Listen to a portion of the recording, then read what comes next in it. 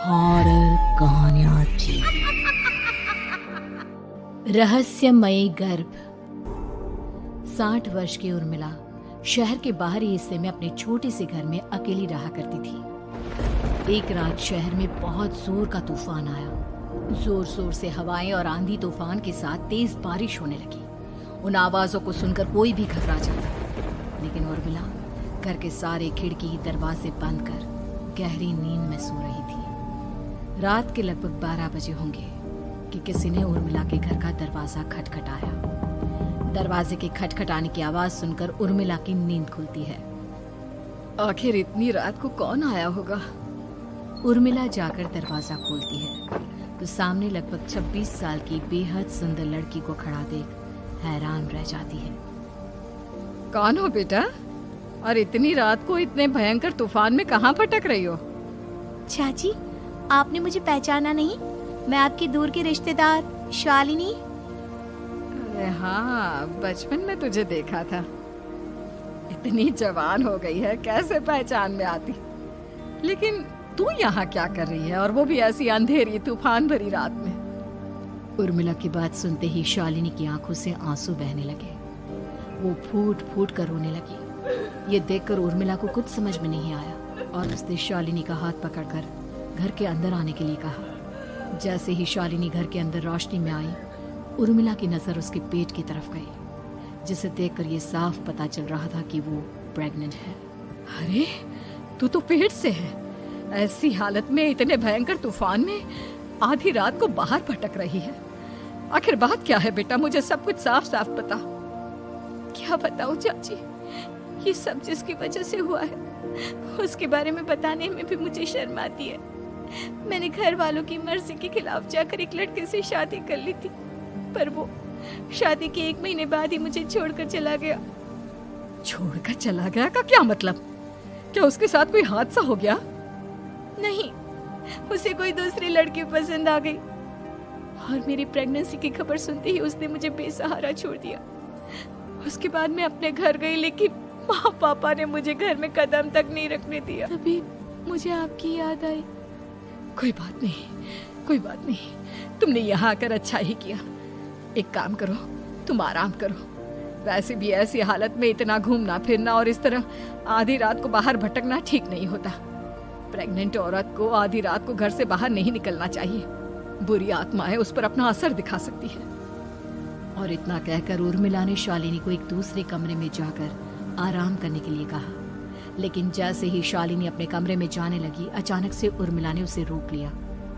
एक बात बताओ बेटा, तुम्हारा कौन सा महीना चल रहा है? पेट देखकर तो लगता है कि लगभग 6 महीने पूरे हो गए होंगे। उर्मिला की बात सुनकर शालिनी के होठों पर मुस्कुराहट आ गई। चाची जी, अभी सिर्फ 1 ही महीना हुआ है। शालिनी की बात सुन उर्मिला दंग रह गई। उसे समझ में नहीं आ रहा था कि प्रेगनेंसी के पहले ही महीने में शालिनी की हालत ऐसी क्यों थी। लेकिन फिर उसने बात को नजरअंदाज कर शालिनी को आराम करने के लिए कहा और खुद भी कमरे में जाकर सो गई। अभी कुछ ही घंटे बीते थे कि अचानक से एक बच्चे की बड़े ही अजीबोगरीब बेढंगे तरीके से रोने की आवाजें उर्मिला के घर में गूंजने लगी। उन आवाजों को सुनकर उर्मिला की नींद फिर से खुलती है। ये अचानक बच्चे के रोने की आवाज कहां से आने लगी? उसने उठकर चारों तरफ देखा, पर वहां उसे कोई नजर नहीं आया। उर्मिला घबराते हुए शालिनी के कमरे में गई तो वहां उसे कमरे की दीवार पर एक बेहद खौफनाक साया नजर आया, जिसे देखकर उर्मिला बुरी तरह से घबरा गई। आखिर ये सब क्या हो रहा है? शालिनी, शालिनी उठो! उसने जोर जोर से आवाज देकर शालिनी को जगाने की कोशिश की, लेकिन ऐसा लग रहा था जैसे उसकी आवाज शालिनी तक पहुंच ही नहीं रही थी। कमरे की दीवार पर एक बहुत बड़ा और बेहद डरावने दिखने वाले इंसान का साया और एक बच्चे के अजीबोगरीब ढंग से रोने और चीखने की आवाजें अब उर्मिला को ज्यादा डराने लगी थी। उर्मिला को शालिनी की चिंता सताने लगी और उसने पूरी ताकत के साथ चीखकर शालिनी को आवाज लगाई, शालिनी! तभी अचानक सब कुछ एकदम पहले जैसा हो जाता है और उर्मिला की आवाज सुनकर शालिनी की नींद खुलती है। क्या हुआ चाची, आप इतनी तेज क्यों चिल्ला रही हैं? अब ठीक तो है ना? अभी अभी मैंने तुम्हारे कमरे में कुछ अजीब सा देखा। तुम ठीक हो ना शालिनी? मुझे यहाँ एक बच्चे के रोने की आवाजें आ रही थी। लगता है आपको मेरी कुछ ज्यादा ही चिंता हो गई है। आपने मेरी प्रेगनेंसी के बारे में कुछ ज्यादा ही सोच लिया होगा। मैं एकदम ठीक हूँ, आप आराम से सो जाइए। इतना कहकर शालिनी ने उर्मिला को फिर से अपने कमरे में जाने के लिए कहा और खुद भी जाकर सो गई। पर अब उर्मिला की आंखों से नींद गायब हो चुकी थी। अगली सुबह जब शालिनी उठी तो वो सीधा उर्मिला के पास आई। गुड मॉर्निंग चाची। तभी अचानक उर्मिला की नजर शालिनी के पेट पर पड़ती है, जिस पर नीले रंग से एक अजीब सी आकृति नजर आ रही थी। शालिनी, ये तुम्हारे पेट को क्या हुआ? मैंने इतनी औरतों को देखा है, ऐसा तो किसी के साथ नहीं होता। शालिनी ने जैसे ही अपने पेट की तरफ देखा तो उसे वहां कुछ भी नजर नहीं आया। चाची कुछ भी तो नहीं है, सब कुछ एकदम नॉर्मल है। आपको क्या अजीब लग रहा है? इससे पहले कि उर्मिला उसके सवाल का कोई जवाब देती, अचानक से शालिनी के पेट में जोर जोर से दर्द होने लगा। वो बुरी तरह दर्द से तड़पने लगी। चाची, चाची। ये सब देखकर उर्मिला बहुत घबरा गई। उसने धीरे धीरे शालिनी के पेट को सहलाना शुरू किया, लेकिन शालिनी का दर्द कम नहीं हुआ। उर्मिला जाकर रसोई से पानी का गिलास लेकर आई और शालिनी को पानी पिलाने की कोशिश करने लगी। ले बेटा, पानी पी ले, तुझे आराम मिलेगा। ले ले। नहीं चाची, मुझे बहुत तेज दर्द हो रहा है। अरे थोड़ा पी ले बेटा। जैसे ही उर्मिला ने शालिनी को पानी पिलाया, उसने देखा कि गिलास में बचा पानी का रंग नीला पड़ गया और शालिनी की आंखें अजीब हो गई। उसके पेट पर बच्चे का एक डरावना चेहरा नजर आने लगा। ये सब देखकर उर्मिला की डर से हालत खराब होने लगी, पर तभी शालिनी का दर्द ठीक हो गया। बेटी, अभी तुम्हारा दर्द ठीक है तो ऐसा करो, तुम थोड़ी देर आराम कर लो। शालिनी को आराम करने के लिए कहकर उर्मिला तेज कदमों से चलकर घर से बाहर निकल जाती है और पास ही रहने वाली एक औरत कालिंदी के पास पहुंचती है। अरे उर्मिला बहन, बड़े दिनों बाद दिखाई दी, क्या हुआ? बहुत घबराई हुई सी लग रही हो, सब ठीक तो है ना? क्या बताओ कालिंदी बहन, मेरी एक दूर की रिश्तेदार आई हुई है। वो पेट से है और उसके साथ ना अजीब अजीब चीजें हो रही है। अब उर्मिला सारी बात कालिंदी को बताती है, जिसे सुनने के बाद काले जादू और तंत्र विद्या की माहिर कालिंदी एक ताबीज बनाकर उसे देती है। बहन, मुझे शालिनी पर किसी बुरी आत्मा का साया लगता है। ये ताबीज ले जाओ, आज रात को 12 बजे उसे पहना देना, फिर सब ठीक हो जाएगा। उर्मिला ताबीज लेकर घर वापस आती है और अब आधी रात के होने का इंतजार करने लगती है। जैसे ही आधी रात होती है, वो नींद में सोई शालिनी को ताबीज पहना शांति से अपने कमरे में आकर अपने पलंग पर लेट जाती है। अब सब ठीक हो जाएगा, ये सोचकर उर्मिला शांति की एक सांस ही लेती है कि तभी अचानक उसकी आंखों के सामने कुछ ऐसा आता है जिसे देखकर उर्मिला डर से चीखने लगती है। तुम कौन हो? कौन हो तुम? जाओ यहाँ से, जाओ जाओ यहाँ से। तभी उर्मिला की एक जोरदार दर्द भरी डरावनी चीख वहां पर गूंज गई। उर्मिला की आंखों के सामने एक बच्चा खड़ा हुआ था, जिसका पूरा शरीर किसी बूढ़े की तरह नजर आता था, लेकिन मुंह किसी नवजात बच्चे की तरह था। उसकी आंखें गुस्से से लाल थी और वो घूर घूर कर उर्मिला की तरफ देखा जा रहा था। कौन हो तुम? कौन हो? उर्मिला के चीखते ही वो बच्चा जोर जोर से रोने लगा। घबराकर उर्मिला ने अपने हाथों को अपने कानों पर रख लिया। उसकी समझ में नहीं आ रहा है कि आखिर ये सब उसके साथ क्या हो रहा है।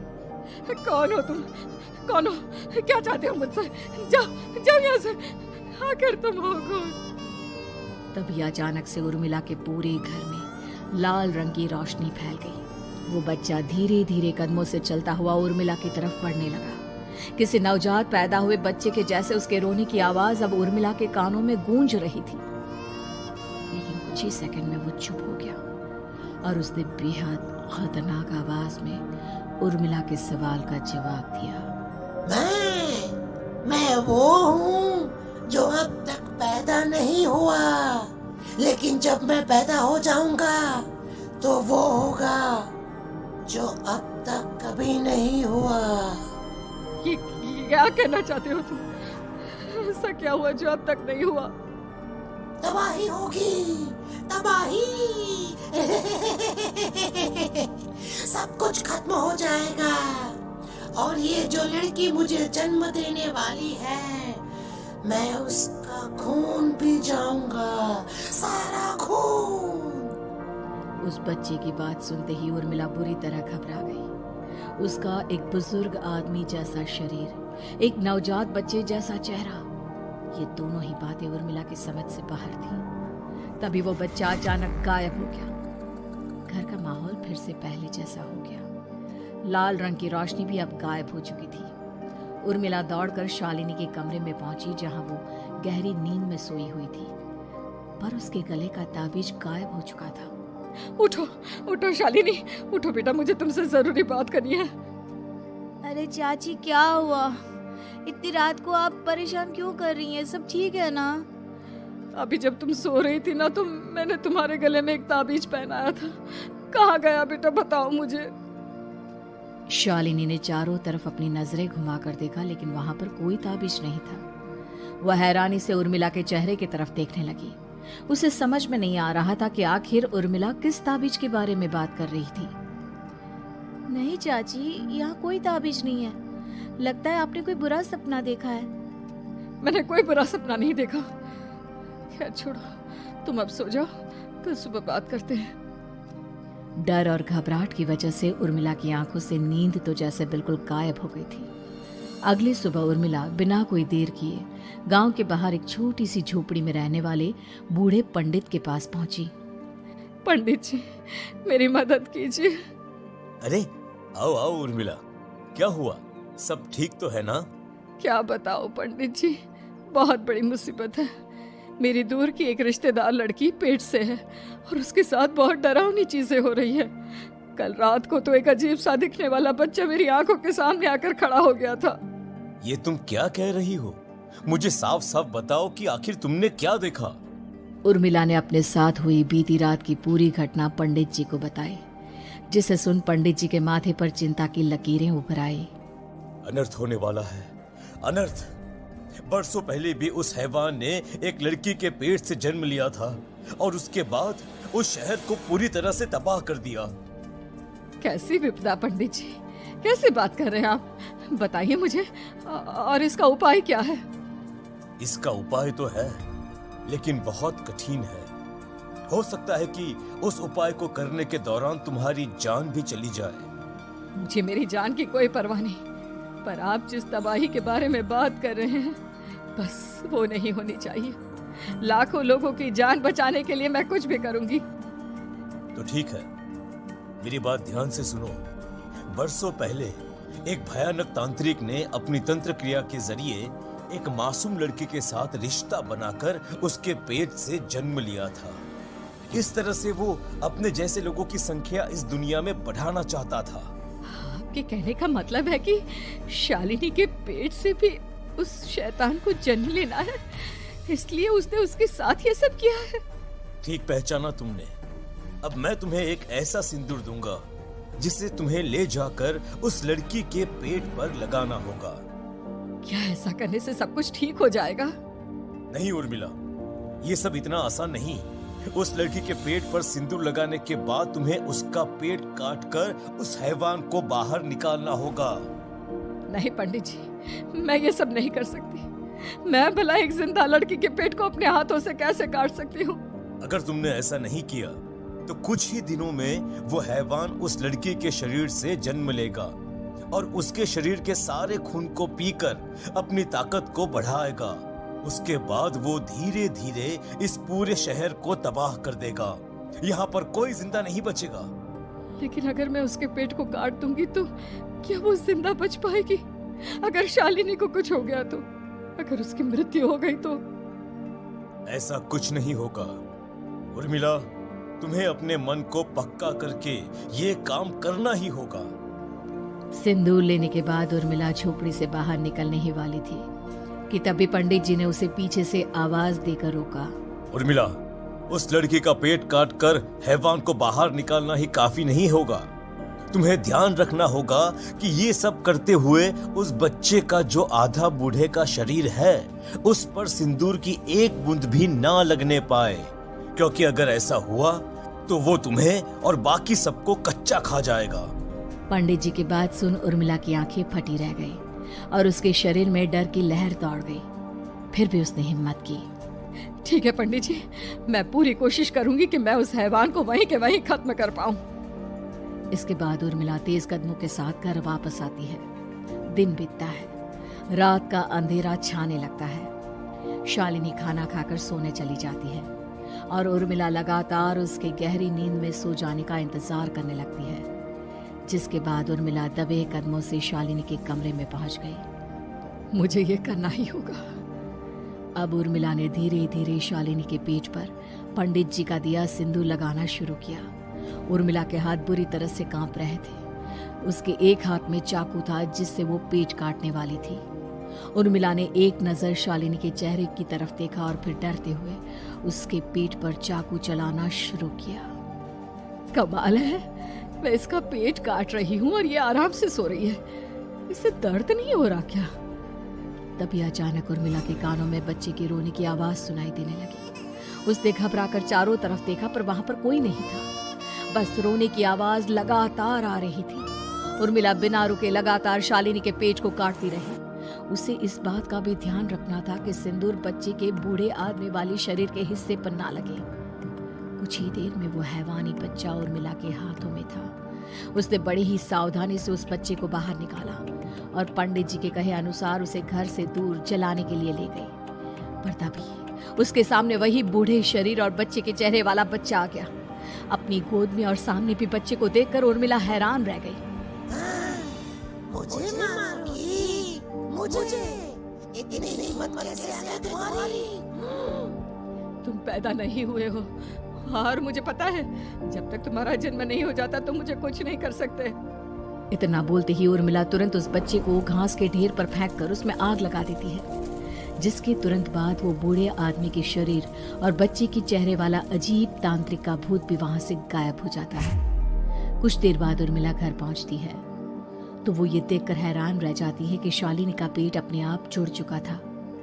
शुक्र है भगवान का और उन पंडित जी का, अब सब ठीक हो जाएगा। सुबह शालिनी सोकर उठती है तो अपना पेट देख बुरी तरह घबरा जाती है। चाची, चाची ये सब क्या हो गया? मेरा पेट अचानक कम कैसे हो गया? मेरा बच्चा कहाँ गया चाची? बेटी, वो बच्चा नहीं, एक खतरनाक तांत्रिक था जो तुम्हारी कोख से जन्म लेकर सबको मार देना चाहता था। वो पैदा होते ही तुम्हारी जान भी ले लेता, इसलिए मैंने पंडित जी के बताए उपाय से उसका खात्मा कर दिया है। अब सब ठीक है। शालिनी को उर्मिला की बात समझ में नहीं आती, जिसके बाद शालिनी को पूरी बात उर्मिला आराम से समझाती है। अब वो दोनों ही भगवान का शुक्र अदा करती हैं और एक साथ रहने लगती हैं।